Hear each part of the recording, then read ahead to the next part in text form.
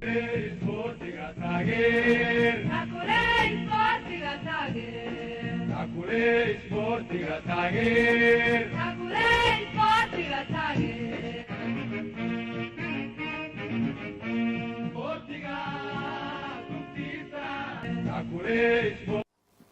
asalaamu calaykum waraxmatullaahi wabarakaatu daawadayaal kusoo dhowaada barnaamijka faaqidaada ciyaaraha oo hadahan oo kale aad kala socotaan telefishinka qaranka soomaaliya. barnaamijka faaqidaada ciyaaraha toddobaadkan waxa aynu ku eegi doonaa shirka sanadlaha ee mini footballka oo xiriirkaasi uu qabtay sanadkiiba mar la qabto oo sanadkii saddexaad uu qabanayo, iyo sidoo kale waxaanu ku eegi doonaa shirka siyaasadda qaranka ee ciyaaraha oo sidoo kale wasaaradda dhalinyarada ee ciyaaraha ay u qabatay xiriirada ka jira soomaaliya. waxaa sidoo kale ka qayb galay xiriirka kubad cagyaraha oo markii ugu horreysay ka qayb galay. waxaa qadka taleefonka igala qayb qaadan doona barnaamijka oo si toosaha ugu jira xogayaha xiriirka kubad cagyaraha soomaaliya xaaji aadan cabdulle. aadan kusoo dhawaa barnaamijka faaqidaada ciyaaraha. bismillahi rahmaan rahiim. waa ku dhaway axmed salaad. waa gartay aadan, haddii aynu ku bilowno toddobaadkan waxaa la qabtay shirka siyaasadda qaranka ee ciyaaraha soomaaliya oo xiriirka kubad cagyaraha uu qayb ka ahaa oo wasaaradda isboortiga ay u qabatay kana qayb galay. marka shirkaasi maxaa looga hadlay oo maxaa lagu faaqiday? siyaasadda noocee ah ayaa isboortiga wasaaraddu ay u qabatay? bismillahi rahmaan rahiim. waa maasta axmed salaad. haddii aan si kooban kugu faahfaahiyo shirkaas wuxuu ahaa sida aad la socoto soomaaliya ma aysan yeelin weligeed siyaasad ku tacalluqda ee cayaaraha soomaaliya. waa markii ugu horreysay oo la sameeyo siyaasadda qaranka cayaaraha soomaaliya oo ay ku guuleystay wasaaradda maanta xilka haysta ee yani diktatoriyada gudoomiyaha jirka ay ka tahay khaliija beeriye. waxaa loogu talagalay runtii in siyaasad ay lahaato cayaaraha soomaaliya oo siyaasad ku qotonta cayaaraha soomaaliya qaadka loo hagi lahaa loo sameeyo. taasna runtii guul balaaran ayaa laga gaaray, inkastoo weli uu yahay daraasi uu yahay oo qatisbixinta daraasiga aan kaga qaybgalay shirka ka dhacay doraato xafiiska olimbikada soomaaliyeed kana soo qayb galeen dhammaan xiriirada iyo ururada isboorti ee ka jira soomaaliya. taas waxaa loogu talagalay in haddii ilaahay ku yidhaahdo haddii ay jirto isboorti waa la socotaa sii hore macnaha siyaasad ka jira isboortiga soomaaliya maadaama aysan jirin in la helo siyaasad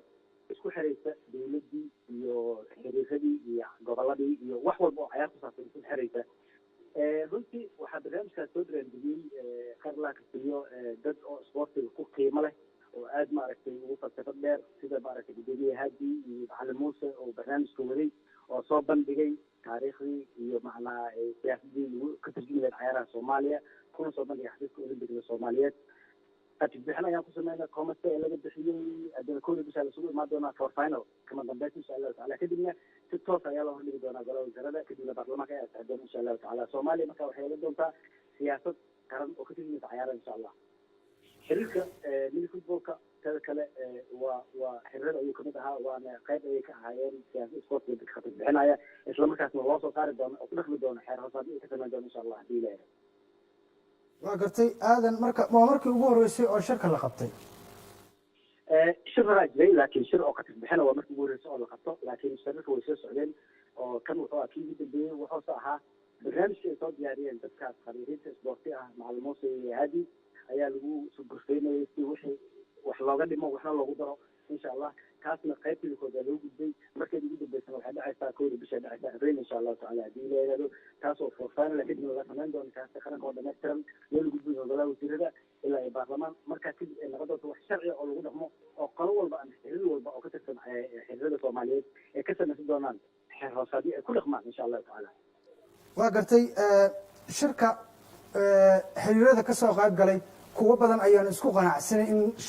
ama aanan ka dhexaynin wada shaqayn guud oo ama horumarinta ciyaaraha soomaaliya. marka arrintaasi ma looga hadlay? arrintaas loogama hadlay sababtoo ah xiriir diidan waxyaabahaas oo kale ka jiri karaan, laakiin xiriir walba hoostiisa ayaa ku filan, hoostiisa kasoo baxo mil footballkana hoostiisa kasoo baxaya insha allahu tacala. waxa naga dhexeeya waa siyaasadaas qaranka, waxa naga dhexeeya waa wasaaradda isboortiga, waxa naga dhexeeya waa ciyaartoyda soomaaliyeed, waxa naga dhexeeya waa dalka soomaaliyeed iyo calanka soomaaliyeed. nin walba qaybta mas-uulka uu ka yahay inuusan ku mashquulin qayb kale, qaybta mas-uulka ka yahay ku filan insha allah. waa gartay sidoo kale shirkan sanadkan waxaa qabateen shirkiinii sanadlaha ahaa sanad walba aad qaban jirteen oo mini footballka iyo horumarkiisa aad uga hadli jirteen sanadkani sidoo kale waa uu qabtay mas-uuliyiinta ugu sarreysa mini footballka ayaa ka qayb galay iyana maxaa ka soo baxay wallahi shirkan shir qiimo loo arrintii oo ka duwan shirarka hore ka duwan sababtoo waxaa kasoo qayb galay wakiilada u fadhiyey soomaaliya yurub iyo america u fadhiyaa kasoo qayb galay oo fadhiyey north america fadhisay ingiriiska fadhiyey swedena fadhiyey laguma kala maqnay gobolada soomaaliya inta kasoo gaari weysa sida gobolka owdow oo kale ama borama oo kasoo gaari waayey iyo maaragtay gobolada qaarkood oo kasoo gaari waayeen iyagana waxay xil saarteen inagana xil saarteen laakiin goboladii kale sida ama stateska markaan u magacaabno waxaa joogay hirshabeellea joogtay banaadir joogay iyo kismaayaa joogay laakiin inta kale waxay soo dhishteen insha allahu tacaala sorry waxaa kaloo joogay koonfur galbeedna way joogtay inta kale laakiin waxay soo dhishteen wakiilo oo annaga ay noo soo dhishteen oo yidhahdeen idinkaa naga wakiila shirka si wanaagsan u dhacay waxaa looga hadlay in kor loo qaado ama la tayageliyo barnaamijkii gobolada isla markaasna waxaa looga hadlay xilliga uu bilaabanayo division one ama zeri aad waxa la yidhahdo soomaaliya ay ka bilaaban doonaan oo sanadka hadda socdo dhammaadkiisa aan rajeynayno inaan samayno kooxihii zeri aada ee magaalada muqdisho ciyaar lahaa kaasoo ay qayb ka noqon doonaan gobolada soomaaliya ama stateska soomaaliya oo dhan kii maaragtay suurtagala u noqon jiraan inta kale soomaaliya waxay ka noqon doonaan qayb ayay ka noqon doonaan ma noqon doono zeri a ama division one horyaal laga qaban doono soomaaliya oo ay magaalada muqdisho kuli ka qayb doonto insha allahu tacaala waxaa kaloo halkaas lagu magacaabay gudoomiye ku-xigeenka lagu magacaabay oo gobolka banaadir iyo gudoomiyihii gobolka banaadir axmed cali xuliso iyo gabadh layidhaha amino oo hawsha gobolka banaadir ayagana sii ambaqaadi doona insha allahu tacaala waxaa lagu ballamay in horyaaladii socday ee joogsaday dib loo bilaabo insha allahu tacaala oo gobolada horyaal goboleedyada marka yidhahdo oo ka bilaabi doona kismaayo oo ka bilaabi doona afgoy oo ka bilaabi doona balcad oo ka bilaabi doona boram oo ka bilaabi doona goboladan insha allahu tacaala taa ayaa lagu wadaa waxaa gartay aadan November 2015 ayuu ahaa markii la aasaasay xiriirka kubad cagiraha Soomaaliya tan iyo xilligaasi wixii ka dambeeyay xiriirku ma uusan qaban horyaalo si joogto ah oo kooxo ama ay ciyaaraan marka arintaasi ma ku tala jirtiin markii la horyaalo waa qabanay qaarkood hadday socdaan laakiin horyaalka aan la qaban waa horyaalka heerka koowaad ayaan la qaban weli waa la socotaa 2 sano kaliya dhisanahay xiriirada kale ee Soomaaliya qaarkood waxay dhiseen ilaa iyo maaragtay xorriyadooda dhisan yihiin waa la socotaa horyaalada ay qabteen heerka in mararka qaarkood la awoodi waayo in la qabto annaga waxaan rabnaa inaan waxyaaba waxaan kasoo dhisnay heer kula kasoo dhisnay degmaan kasoo dhisnay gobolaa kasoo dhisnay oo waa dareemi kartaa waa xiriir keliya ee Soomaaliyeed xiriirkan ay jooga mintaas after ilaa reeskamada horyaaladiisna ay ka socdaan marka intaan isku dubaridnay welina haddii ay tahay oo aan sabnaa dhamaystiro ayaan doonaynaa inaan bilowno horyaalkii heerka koowaad insha allahu tacaala ama soomaalida utaqaana zeri aada ama horyaalkii heerka koowaad ama division one-keeda insha allahu tacaala marka horyaal joogsiga ma jiro laakiin qabanqaabada horyaalka koowaad ayaa weli ku dhibaa insha allahu tacaala kaasoo qaada kara muddo dheer qaada kara 2 sano soo dhaafnay 2 sano ka badan loo qaada karaa in la diyaariyo horyaal heerka koowaad oo ka dhacaya magaalada muqdisho oo ay ka qayb galaan hadda maaha mid toban kooxood Soomaaliya inta laga sameeyo magaalada muqdisho ka dhisan horyaalkay ku socdaan annaga waxaan doonaynaa horyaalka inuu noqdo horyaal koox ka dhisan jowhar koox ka dhisan kismaayo koox ka dhisan owdow koox ka dhisan haddii la guriyaa gobolada Soomaaliya inay kasoo qayb galaan insha allahu tacaala kaasna maa hoosu laakiin gabagaba ayaan maraynaa sanadka baryaaqadiisa waa bilaabi doonaa insha allah haddii la waa gartay aadan xiriirka mini footballka madaxweynaheedii oo dhowaan toddobaadkan waxa uu hambaliyo u soo jeediyey xiriirka kubad cagiraha Soomaaliya sida wanaagsan ay ula shaqeeyeen ama ay u faafiyeen mini footballka oo ay qaaradda Afrika oo dhan ugu faafiyeen marka xiriirka marka la fiiriyo Soomaaliya waxay ku leedahay xubno fara badan oo kamid ah Cabdixaaq oo ah gudoomiyaha guddiga tartamada iyo Abuukar Xasan Yuusuf oo ah xubin guddiga garsoorka iyo Cabdirashiid Xirsi Bakiin oo ah xubin guddiga dishibiliinka iyo Cabdi Khaliif Axmed oo ah xubin guddiga cilaaqaadka iyo Muxuu Xuseen Xasan oo kamid ah iyadana oo asna ah xubin guddiga farsamada xubnahaas ayaa ku leeyihiin oo Soomaaliya ay ku leedahay mini footballka marka tartamada qaaradda Afrika oo dhawaan bilaaban doona gudoomiyaha Cabdixaaq oo ah gudoomiyaha tartamada oo Nairobi ku sugnaa oo aan wareystana waxa uu sheegay in ay Abriil ay sugayaan tartanka Afrika ee mini footballka qoryo turkiisa ama isku aadkiisa marka taasina tartankaasina maxaa u diyaariseen oo aad u qayb qaadan doontaan أنا قررت ترتن كاس كي ما هالصومال اللي كتاي كاس وفي أفريقيا soomaaliya waxay ku leedahay afar xubnood ay ku leedahay dawladnad sida gudoomiyaha oo kamid ah gudoomiyaha cadaan oo kamid ah guddiga maaragtay garsoorka cabdixaaq oo kamid ah guddiga farsamada goodax oo kamid ah guddiga maaragtay meediyaha kamid ah ama warbaahinta kamid ah iyo marketingka iyo aniga oo kamid ah guddiga horumarinta ama developmentiga taas waxaa lagu gaaray waxaa kaloo jira in cabdixaaq uu yahay gudoomiyaha bariga bartamaha africa mini footballka oo gaartay ilaa 11 daqiiqo ay sii digin marka dadaal badan oo la sameeyey qaaradda africa waa arkaysa ninka odaga ahaa filipsooda gudoomiyihii ama madaxweyne ujeeda dhaha maaragta africa loola gaarsiiyey runtii xiriirada south africa ka dhisan soomaaliya ayay ku wada xiran yihiin tunisia inta ugu badan soomaaliya tunisia ku wada xiran yihiin marka gudoomiyaha guddiga tartamada qabanqaabada cidda ka wada haddana cayaaraha africa waa soomaaliya sababtoo gudoomiyaha qabanqaabada tartanka ayaa wuxuu yahay cabdixaaq ayaa ah marka waxaa arkaysaa in soomaaliya qayb muhiim ay ka tahay mini footballka si wax oo lasoo qabtay ayuu ku faaniyey philip suda maahayna wax maaragtay iska dhamaahayn dadaal la galay ujeeda badan oo fara badan oo la bixiyey waayo waxaan rajeynaa insha allahu tacaala koobka qaranka afrika inaan ka qayb galno sida cabdixaaq oo sheegay goboldhigiisa ama marka la sameynayo isku-aadka marka la sameynayo april waa dhacaysaa insha allahu tacaala dabayaaqadeeda cabdixaaq ayaa ka qayb geli doona gudoomiyaha insha allahu tacaala kadibna waxaan geyn doonaa koox ka duwan runti kooxdii aan geyn world mini footballka ama koobkii adduunka ee world mini football koox ka duwan sababta laba ciyaartoy keliya ayaan soomaali ka qaadno aan ka qaadnay gaalkacay meesha yidhaahdo laakiin marka waxaan geeninaa ilaa iyo saddex qaybood marka loo qaybiyo laba qaybood bakmid aan ka qaadno soomaali inaan ka qaadno mana noqon doonto magaalada muqdisho oo kale balse waxaan u qaybi doonaa gobolada soomaaliya ama states aan qaybi doonaa insha allahu tacala taasoo noqon doonto soomaali dhammaystiran inay ka qaybgato halkaasi waxaan rajeynaa marka tartankaasi adag ayaan ugu diyaar garownay maxaa yeelay afarta koox ay kasoo baxda sideed koox ka qaybgalaysa afarta koox ee ugu sareysa ayaa ka qayb geli doonta tartanka koobka adduunka oo ka dhacayo magaalada Perth ee dalka Australia insha Allah taala 2019 taas marka rajo badan aan ka qabnaa dadka wana wada fiirinayaan kooxaana wada fiirinayaan insha Allah taala waxaan rajaynayaa koox xoog leh inaan geeno meesha insha Allah taala wixii aan ka dhignay World Cup wax ka daran ka dhignay insha Allah taala inkastoo waqtiga wax dhacay ka qorayay diilayda waa gartay aadan tartankii ugu horeeyay oo mini footballka uu ka qayb galo waxa uu ahaa kii ka dhacay Tunisia oo ahaa tartanka mini footballka adduunka Soomaaliya waxay halkaas ku soo bandhigtay ciyaaraad u qurux badan oo markii ugu horeysay oo mini footballkan uu tartan ka qayb galo tartankaasi ciyaartoy fara badan oo ka yimid dibadda ayaad geyseen markaan kan Africa ma ciyaartoydii dibadda ayaad ka soo xelan doontaan oo mase ciyaartoy aad ku diyaariseen gudaha Soomaaliya tusaale oo kale markii aan ku soo qaato ciyaaraha hadda Soomaaliya garoomada ku yaala lagu ciyaaro waa sida mini footballka oo garoomo kale u samaysan marka ciyaartoydaasi Soomaalida haddii aad garoomada ku yaala Muqdisho ama guud ahaan Soomaaliya aad ka xulataan soo lagama yaabo in kuwa dibadda aad uga maarantaan oo wax badan ay ku soo kordhiyaan ورنتا حق حوله هرتا marka runta ku soo sida aan hore u balan qaaday markii la aasaasay footballka cid walba ciyaartoy walba oo ka daacad u leh inuu u tarto ama uu matala qaranka Soomaaliya hadii meel walba uu ka joogo xaq ayuu leeyahay inuu matala qaranka Soomaaliya hadii uu ciyaaro koox jirta oo la yaqaano record uu leeyahay ciyaartoyda hore aan soo xulnay dhammaan waxay wadayaan record kamid ahaan labada Soomaaliya ka wada dhamaad waxay wada diiwaan gashanayeen hadda insha Allah taala ciyaartoyda diiwaan gashan ee koox diiwaan gashan يعني اللي هنا كوركيسة عن صوماليا بجنين حق إنه نقول عيار سينو حتى وحن أبدين دونا عيار سيد الصومالي كعيار كان أبدين دونا إن شاء الله تعالى وعن الجنينة إن إيش نقول صوماليا جزء هذا كلية لكن أنا قصو عيار سيد الصومالي مية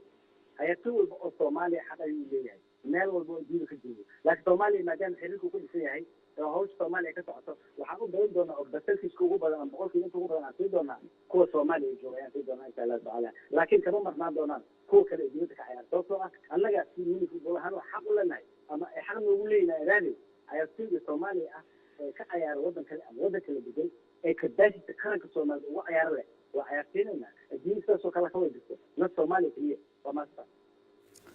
waatay aadan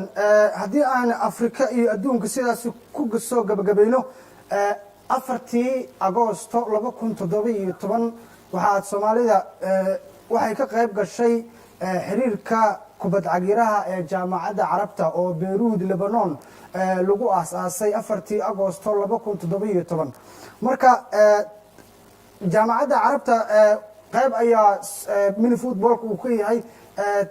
miyay weli tartamo qabteen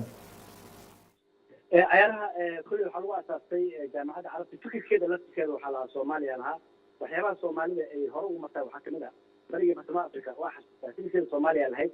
markii bariga bartamaha africa oo aan ku qaban nairobi markii ugu horreysay fikirkeeda aniga aan ka qayb galay markaan xamar imaaday adigaa wareysiga qaastaan umalayna wax soo malaynaya africa intiisa ama fikirkiisa in la dhiso waxaa lahayd soomaaliya lahayd sidaas lamid ah jaamacadda carabtana waxaa lahayd soomaaliya ayaa lahayd in la dhiso oo soo agaasintay laakiin waxaa lagu qabtay magaalada beirut maadaama magaalada lagu socosay imaakin wufuudii dhinacyada kala duwan ee carabta ka imaanaysa waxaa baajiyey runtii ciyaarahan africa baajiyey oo lasoo dejiyey maahane qorshaha ciyaaraha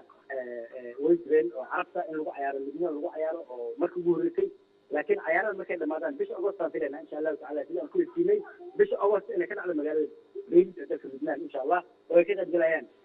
7 wadan ay ka qaybgali doonaan carab insha allahu tacala xilligaas waa la qaban doonaa insha allah waa gartay gudaha haddii aan dib ugu soo laabano waxaad ii sheegtay kooxo fara badan inay soo diiwaan geliyeen oo horyaal aad qamaqaabinaysaan inaad u furtaan oo dhalinyarada ku ciyaarta cowska macbilka oo garoomada muqdisho haatan u badan inay soo diiwaan geliyeen kooxo fara badani oo doonaya inay ka mid noqdaan kooxaha heer koobaad iyo heerka labaad iyo heerka saddexaad ee mini footballka marka diiwaangelintii halkee maraysaa runtii diiwaangelinta meel fiican ay maraysaa waxaan rajaynaynaa insha allahu tacaala waxaa la socotaa axmedow gololida kubadda cagta marka la ciyaarayo cagab badan u baahan yahay garoon lasoo habeeyo u baahan yahay yani ciyaartoy lasoo maaragtay waqti badan la geliyo u baahan yahay in lasoo saaro marka ciyaartoy soomaaliya waxaa arkaysaa ciyaartoyda markaa meelaha kale aad fiirisid ciyaartoyda yani ciyaartoy oo aad u xoog badan maaha laakiin mini football waxaan u talagalnay in noqdaan ciyaartoy aad u xoog badan sababtoo ah waxaan rabnaa mini footballka iyo terbi lagu dheelaayo iyo garoonka oo si degdega lagu agaasimi karo in meeshaas meelo badan laga ciyaaro oo aad loo ciyaaro oo waqti badan la geliyo meelo badan laga soo dhaweeyo runtii oo yani ciyaarihii kale waxaa moodaa in maarata mini footballka laga soo weyjeestay marka waxaan rajaynaynaa ciyaartoyda aan fursad lahayn laakiin capacity-ga lahayd ciyaartoy badan oo capacity-ga oo ciyaartoy qaran world class world class marka kale ciyaartoy marka karo ayaa maanta ku dhex duugan gobolada iyo degmooyinka soomaaliya waxaan rabnaa kuwaas inaan soo saarno insha allahu tacaala fursad yar inaan siino oo aan dhihin jiraa soo qoray inta ka imo aan dhihin laakiin ilaa tuulooyinka aan tagno oo tuulooyinka wax ka wadno ilaa maanta marka waxaan rajaynaynaa insha allahu tacaala kooxahan isdiiwaangeliyey way badan yihiin oo isdiiwaangeliyey inay noqdaan heer koowaad iyo heerka labaad iyo heerka saddexaad laakiin waqtiga aan sugaynaa sanadka gudihiisa ama dhamaadka sanadka insha allahu tacaala ayaa waxaan rajaynayaa si official ama rasmi ah inaan usoo dayno kooxihii noqday serie A ama division 1 ka noqday ama heer koowaad noqday oo aan u bilaabi doono horyal uguna bilaabi doono magaalada muqdisho waxaa la socotaa in world mini footballka uu ballan qaadaysan ka hor inuu dhisayo garoon mini football oo soomaaliya ka dhisaya khaasatan magaalada muqdisho garoonkaas oo aan runtii magaciisa si hormar loo yeeyo sindico mini football stadium la yidhahdo insha allahu tacaala waan ka dhisi doona magaalada muqdisho kaas oo noqon doona garoonka koowaad ee mini footballka soomaaliya qorshahaas oo dhan marka lasoo duubo sanadkan intaan garoonka keen sanadka waa dhimaan doona insha allah garoonkan insha allahu tacaala sanadka xigay ayaan bilaabi doona biidni illahi alkariim waa gartay aadan haddii aan dib kugu celiyo kooxaha iyo diiwaangelinta kadib waxaad ii sheegtay in kooxaha markii ay soo diiwaan geliyaan ay ku ciyaari doonaan garoomadooda haatan ay ku ciyaaraan ama u karaysan oo garoonkooda hoomka camal ay ku ciyaari doonaan markii wareega xigana ay tagto ay u tegi doonaan kooxda kale ee hoomkeeda ama garoonkaas ugu timid ay u aadi doonaan garoonka kooxdaas kale ay ku ciyaari doonto oo sidaasi ay labada kooxood u ciyaareen home iyo away ama gurigooda ay ku ciyaaraan iyo gurigooda kale marka sidaasi haddii aad kooxaha u ciyaaraan kubadda cagtana waad soo ciyaartay oo kaagama sheekaynayo muxuu kusoo kordhin karaa marka dhalinyarada kubadda cagta ama mini footballka markii mustaqbalka ama qaranka la geeyo runtii wax badan uu kusoo kordhin karaa waxa ugu weyn uu kusoo kordhin karaa waxay tahay maanta markaad fiiriso kubadda cagta iyo kubadda cageenaha waxa wasaasi farq weyn uma dhexeeyo laakiin fursada kala duwan yihiin ciyaartoyda maanta capacity leh ama awood u leh inuu ciyaaro jireeda ama inuu ciyaaro qaranka u ciyaaro waxaa laga yaaba maanta fursad meel uu ka bilaabo inuu kaleeyahay kubadda cagta laga yaaba laakiin kan cid walba oo diyaar waa bulanti waa ku ciyaari kartaa meeshaas waxaa kasoo baxaayo millions ciyaartooy malaayiin ciyaartooy oo fursad heshay oo la fiirinayo oo la xulayo oo heer loo soo qaadanayo ama saddexaad ama labaad ama koowaad loo soo qaadanayo ama automatic xulka qaranka soo su-aali karaa ka imaanayo marka fursadda mini footballka uu bixinayo waxaa ka faa'iidaysan kara keliya maaha mini football waxaa ka faa'iidaysan kara kubadda cagta ka faa'iidaysan karto hadda ciyaartooy badan oo kubadda cagta mini footballka oo soo saara kubadda cagta duugaa jiro annagana in la qaybsado oo ciyaartooyda ay u cayaaraan kubadda cagta oo cayaaraan meelaha kale aadaan soo dhaweynaa sababta waxa la soo saarayo iyo waxa la soo saarayo waa magac Soomaaliya dhamaantood marka mini footballka wuxuu fursinayaa malaayiin oo siinaya halka kuwa kale ay siinayaan boqolaal taasay kala duwan tahay adigana markhaati ah in xirmada kale dhan boqolaal iyo ka yar ay siinayaan laakiin mini footballka millions oo siinaya that's the difference waa gartay dhalinyaro fara badan ayaa fursad u heli doonta in garoonkooda hadda ay ku ciyaaraan tusaale ahaan kooxdii u kuraysan garoonka ugu dhow beerta nabadda oo kale markay kooxdaasi u kuraysan tahay ama garoonkaasi ay ku ciyaarto waktigeeda ayay ku ciyaari doontaa oo waxaa ii sheegtay in aad usoo diri doontaan garsoorayaal kulankaasi dhexdhexaadiya oo garoonkooda hoomka camal ay ku ciyaari doonaan fursad badan ayay dhalinyaradu u tahay marka dhawaanna waxaa soo baxay garoomo badan oo kooxaha nabadiidka ay u diideen in dhalinyarada ay ku ciyaaraan marka sideed ay kugu suurtageli kartaa arrintaasi ma wada aha waxa garoomada wada xiray ma badna inta xirtay waa gooni laakiin waxaasoo dhan waxay imaan doonaan marka aan bilowno heerar kala duwan oo aan ku dhawaaqno inay bilowdaan cayaaray ayay noqon doontaa insha allahu tacaala haddii ilaah yidhahdo taasi waxaa la helaya way caddahay garoomo badan la helaya insha allahu tacaala dhammaantood ma wada xirna garoomo badan la helaya annaga meesha ugu dheeli sportia wadnaa wax kala ma wado meel alla meesha dowladda ku dheelaya waa tegaynaa ha ahaado gobol ha ahaado degmo keliya ma aha soomaaliya keliya inaa fiirisid magaalada muqdisho keliya ma meeqa state kale waxaa ka jira garoomo noocaasa ka jiro kuwaasna waxay qayb ka yihiin ama ay lamid yihiin ama waxa kuwan ay helaan ayay kuwaas heli doonaan teeda kale waxaan ku sheegay axmedow soomaaliya ayaa ku keliya fursadii keeni doonta waxaa keeni doona garsooreyadaa fursad keeni doona oo aan tababar doono gordhow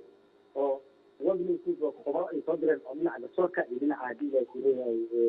macallimiinta iyo dhinaca maamulkaba ah intaasoo dhan oo koox walba ay yeelanayso fursad ay keeni doonaan marka meesha waxaa kasoo bixi doona macallimiin badan oo wax yaqiinay ama wax kordhin karay oo fursad ka waayay xirrado kale waxaa kasoo bixi doona garsoorayaal fursad ka waayay xirrado kale iyo sidaas sida mida ciyaartooy aan ku sheego oo fursad ka waayay xirrado kale kuwaas oo dhan waxay noqon doonaan meesha waxay noqon doonaan beer soo saarto ciyaartooy difaaca qaranka noocay doonaan not mini football keliya laakiin mini footballka magac un baa ku dhaca waa gartay aada u mahadsan tahay sida wanaagsan ee aada barnaamijka nooga qayb qaadatay waa tahay daawadayaal weli waxaynu ku guda jirnaa barnaamijka faaqidaada ciyaaraha oo aad kala socotaan telefishinka qaranka soomaaliya markaan haddii aynu egno horyaalka heerka koowaad ee Somali Premier League ayaa waxaa la soo gabagabeeyey toddobaadkii hore wejigii hore ee horyaalka Premier League Soomaaliya haddaba horyaalka koox kasta waxay ciyaartay 9 kulan dhammaan kooxuhu 10 kooxood waxay ciyaareen min 9 kulan 9 kulan oo ay ciyaareen kooxaha waxaa dhammaantood marka la isku daro ay noqonaysaa 9 kulan inay ciyaareen wareegii hore ee horyaalka Premier League Soomaaliya haddaba 9 kulan oo kooxuhu ay ciyaareen wareegii hore ee horyaalka Premier League Soomaaliya ayaa waxaa 9kaasi kulan ay u dhacday sida tani 9 kulan ayaa waxaa 30 adkaaday kooxaha ciyaaray 30 waxa ay ku kala tageen barbaro 30na waxa ay noqotay guuldarooyin iyadoo 9 kulan sidaas u dhacday 118 gool ayaa la dhaliyay 9 kulan ee horyaalka Premier League Soomaaliya oo wareegii hore toddobaadkii hore uu soo dhamaaday wareegga labaadna galabta la ciyaaray oo kulankiisa ugu horeeyay la ciyaaray haddaba 118 gool ayaa la iska dhaliyay wareegii hore waxaa labada kooxood ee aanan weli laga adkaan ay ahaayeen kooxaha Horseed iyo Dekada oo 9 kulan oo ciyaareen 2 kulan oo qura 3 kulan oo qura barbaro galay min 2 goolna shabaqadooda la taabsiyay wareegii hore ee horyaalka Premier League Soomaaliya iyadoo kooxda ugu guuldarrada badan ay ahayd kooxda Batroolka iyo kooxda kubadda cagta Waxool oo sidoo kale ka mid ah kooxaha ugu hooseeya horyaalka Premier League Soomaaliya balse kulankii wareegga labaad oo horyaalka dib loo ciyaaray ayaa waxaa Dekada ay ciyaartay kulankii ugu horeeyay maadaama horyaalka lagu furay oo kulankeedii ugu horeeyay iyada iyo Waxool ay ciyaareen wareegga labaadna sidoo kale Waxool iyo Dekada ayaa ciyaaray galabta 4-1 ayaa lagu qaarijiyay kooxda kubadda cagta Waxool iyadoo kooxda dekada ay dhalisay 4 gool waxaana ay sii dheeraysatay kooxda dekada oo horyaalka difaacanaysa goolasha hogaanka ay ku sii hayso iyadoo kooxda Horseed kulan uu dhiman yahay oo ay la ciyaari doonto kooxda Banaadir hase yeeshee haddii Horseed ay soo adkaato waxa ay ku dhibco noqon doontaa kooxda dekada balse kooxda waxa Horseed laga doonayaa inay ku soo adkaato goolal ilaa iyo gaariyo 6 sidaas ayay hogaanka horyaalka kula tiigsan kartaa kooxda dekada oo haatan galabta dhalisay 4 gool balse shabaqeeda la soo taabtay Horseed 2 gool oo qura ayaa laga dhaliyay 9 kulan oo ciyaartay hase yeeshee dekada oo sidoo kale 9 ciyaartay ayaa 2 laga dhaliyay balse galabta ay kulankeedii 10aad ciyaartay gool ayaa laga dhaliyay oo 3 gool ayaa sidaas dekada looga dhaliyay dhammaan kulamada ay ciyaartay horyaalka Premier League Soomaaliya hal ciyaareedkani kulankeedii 10aad ay ciyaartay hase yeeshee kooxda dekada 22 kulan oo horyaalka Soomaaliya ay ciyaartay dhinaceeda dhulka lama dhigin horyaalkii ay qaaday iyo kan hadda socda marka la isku daro kulamada ay ciyaartay kooxda dekada oo horyaalka ku guuleystay 20 sano kadib waxa u suurtageliyay Cali oo wili guushiisii sii wata sidoo kale dekada 4-1 ayay ku adkaatay laba kamid ah waxa shabaqa soo taabtay Faysal Xasan Xaashi oo goolalinta xil ciyaareedkii hore ku guuleystay Jeenin oo ciyaarayay waxa Faysal uu ciyaaray 10 kulan horyaalka Premier League Soomaaliya 11 gool ayuu dhaliyay iyadoo 11 goolna uu ku dhaliyay 4 kooxood oo qura intaas ayaan ku soo gabagabeynayaa daawadayaal barnaamijkii faaqadaada ciyaaraha oo aad kala socoteen telefishinka qaranka Soomaaliya barnaamijka waxa idin soo saaray oo halkan idinkaga soo jeediyay anigu Axmed Salaada dhanka farsamada bunko ayuu ahaa waxaan idinkaga tagayaa sidaas iyo sporti hormarle